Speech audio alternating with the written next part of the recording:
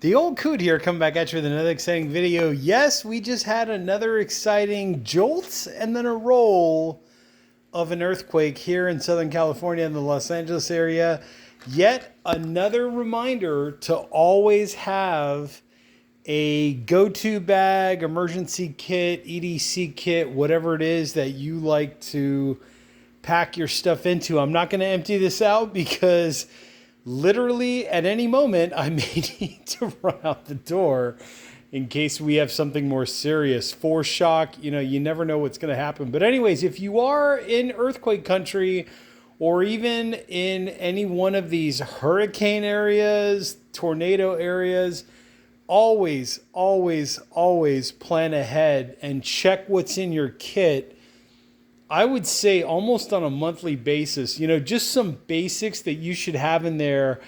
Some kind of water bladder, like a 2-liter, at the very minimum, like a 2-liter water bladder, so that if you had to get water from, a tap or a fire hydrant or whatever, or a faucet somewhere where you're not in your house, you have to leave your house. At least you've got a source of water. If you can, try to keep a couple bottles of water in there. At least a couple of those 16-ounce bottles, if not like a couple 1-liter bottles.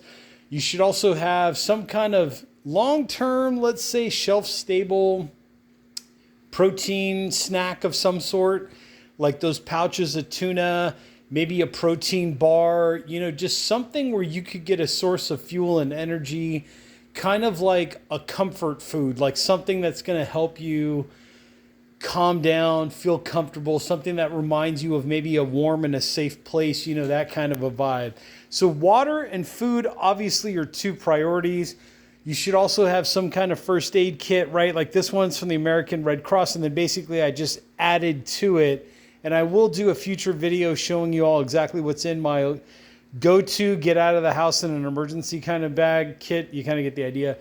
But water and food, two most important things. I would say next would be something like a flashlight with batteries, and check those batteries every month. Check the batteries, check the light, make sure everything works. Do that kind of a vibe so you can see where you're going kind of a vibe. The next things down would be like if you have some kind of emergency radio, hand crank radio. You saw me do the video on that. Ironically, I just did a video on that within the last 2 weeks, I think it was. Have one of those in there. Have a whistle, some kind of an emergency whistle that you can just signal for help, or, try to talk to your neighbors ahead of time. Like, hey, one long whistle means I'm going to assemble in this area, right? And plan that ahead of time. And then have a backup area just in case. A fire, knock on wood, God forbid that happens in your neighborhood. You absolutely need to leave your house in a hurry. Just have those things in place. Maybe 2 short bursts is, a signal for something else. Or 3 short bursts is, hey, I need help. I'm stuck. I need help. I can't get someone or something out of my house, a pet, whatever. I can't leave. 3 short bursts should be, I need help, something like that. The SOS signal, right? 3 long, 3 short, 3 long, 2 short, whatever it is.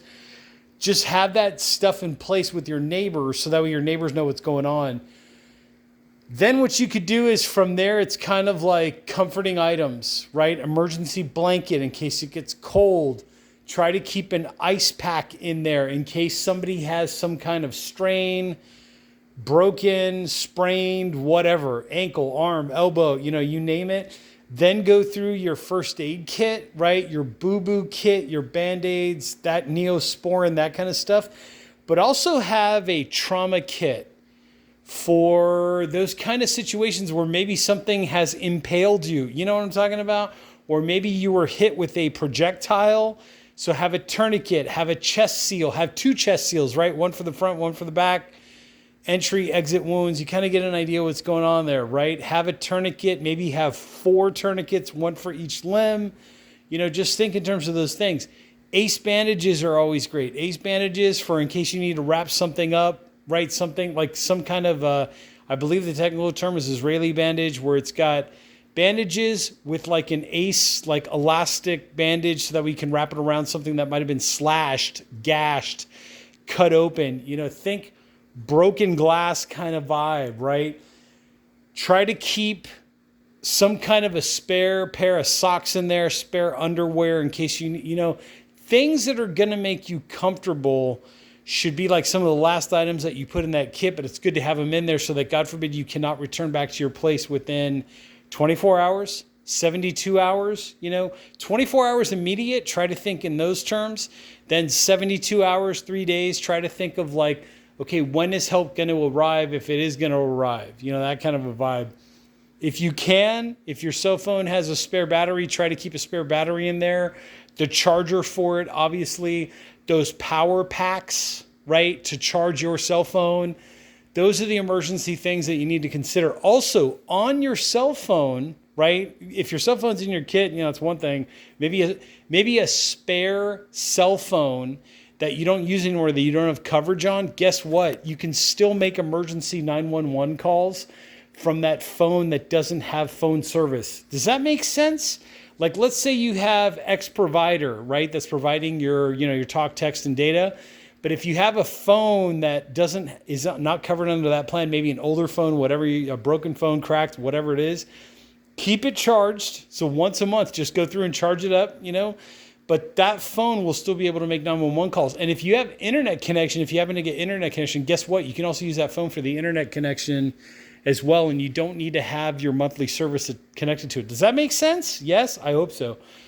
Anyways, I want to try to keep this video short and sweet, but you kind of get the idea. Food and water should be your number one, number two sources. If you have kids, think about what your kids are going to want. Maybe have another separate bag for your kids, depending on their ages or whatever. Medication. Oh, huge one. Medication.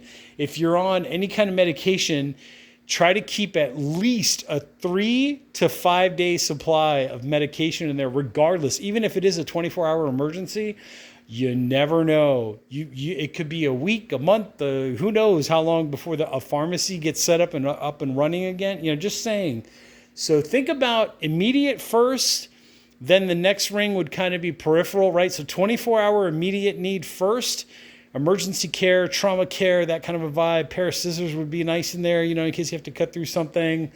Maybe have like just a basic set of tools, pair of pliers, pair of adjustable pliers like channel locks would be nice, a screwdriver, Phillips and regular. Try to keep some kind of a blade in there, like a fixed blade or a folder, just something where if you need to cut something, you can, or if you have to cut through something, you can. Just saying. But like your boo-boo kit with like your Band-Aids and whatever, that's kind of like, it's a comfort thing, but it's like, that's like, now you can go 3 days without a Band-Aid, you know what I mean? But you can only go maybe a couple minutes, if not like maybe a couple hours if you have like a major gash, cutting through an artery or something. So think about the tourniquet and that kind of vibe. Anyways, I hope this video out there helps someone. Spare set of keys for your house, right? Entry, exit, that kind of thing. Maybe a spare set of car keys in there, because sometimes the way to get to your garage might be blocked and you may need to go through your garage to get to your car, or maybe your car's on the street and you just forget to grab your keys when you're leaving your house. Think earthquake, think tornado, think fire that comes out of nowhere. Recently in Southern California, I think in the last 3 or 4 days, we have had 2 major fires that ripped through.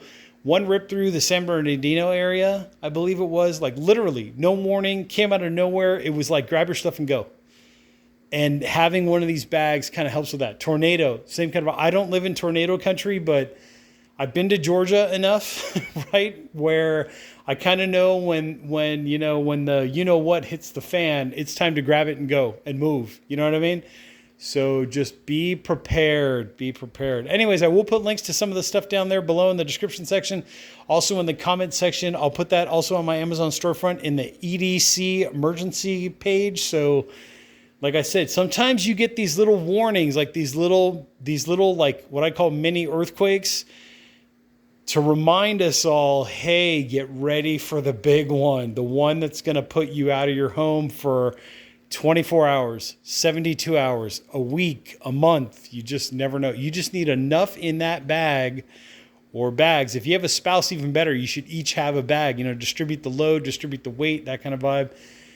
Just as a reminder that you never know when help's going to come, but think about the immediate stuff to where if you have an emergency, you kind of get the idea. Anyways, hope this video out there helps someone.